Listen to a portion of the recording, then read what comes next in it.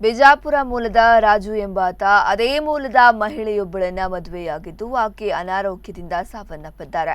ಆಕೆಯ ಗಂಡ ಹೆಜಮಾಡಿ ಮನೆಯೊಂದರಲ್ಲಿ ಇಬ್ಬರು ಮಕ್ಕಳೊಂದಿಗೆ ಬಾಡಿಗೆಗೆ ವಾಸವಾಗಿದ್ದರು.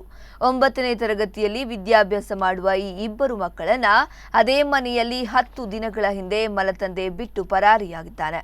ಇದನ್ನರಿತ ಹೆಜಮಾಡಿ ಪಂಚಾಯತ್ ಉಪಾಧ್ಯಕ್ಷ ಸುಧಾಕರ ಕರ್ಕೇರ ಮಾನವೀಯತೆ ನೆಲೆಯಲ್ಲಿ ಊಟ ಮತ್ತು ವಸತಿಯನ್ನು ನೀಡಿದ್ದಾರೆ. ಅಪ್ರಾಪ್ತ ಮಕ್ಕಳಾಗಿದ್ದರಿಂದ ಅವರು ಶಿಶು ಅಭಿವೃದ್ಧಿ ಯೋಜನಾಧಿಕಾರಿ ಉಡುಪಿ ಇವರಿಗೆ ಮಾಹಿತಿಯನ್ನು ನೀಡಿದರು. ಈ ಮಾಹಿತಿ ಆಧರಿಸಿ ಜಿಲ್ಲಾ ಮಕ್ಕಳ ರಕ್ಷಣಾಧಿಕಾರಿ ಪ್ರಭಾಕರಾಚಾರ್ಯ, ಕಾನೂನು ಪರಿವೀಕ್ಷಣಾಧಿಕಾರಿ, ಸಮಾಜ ಕಾರ್ಯಕರ್ತೆ ಗ್ಲಿಶಾ ಮೊಂತೆರೋ ಪಂಚಾಯತ್ ಉಪಾಧ್ಯಕ್ಷರ ಮನೆಗೆ ಭೇಟಿಯನ್ನು ನೀಡಿ ಮಾಹಿತಿಯನ್ನು ಪಡೆದು ಮಕ್ಕಳ ಪಾಲನೆ ಮತ್ತು ಪೋಷಣೆ ಕೇಂದ್ರಕ್ಕೆ ಮಾಹಿತಿಯನ್ನು ನೀಡಲಾಯಿತು.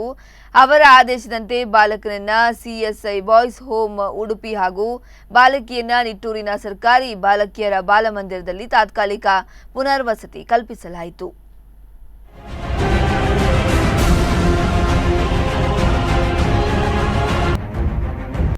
ಇವತ್ತು ಪಂಚಾಯತ್ನ ಒಂದು ಉಪಾಧ್ಯಕ್ಷರು ಹೆಜಮಾಡಿ ಸುಧಾಕರ್ ಅನ್ನುವರು ನಮ್ಮ ಶಿಶು ಅಭಿವೃದ್ಧಿ ಯೋಜನಾಧಿಕಾರಿಗಳ ಕಚೇರಿ ಉಡುಪಿಗೆ ಒಂದು ದೂರನ್ನು ಕೂಡ ನೀಡಿರ್ತಾರೆ ಫೋನ್ ಮುಖಾಂತರವಾಗಿ.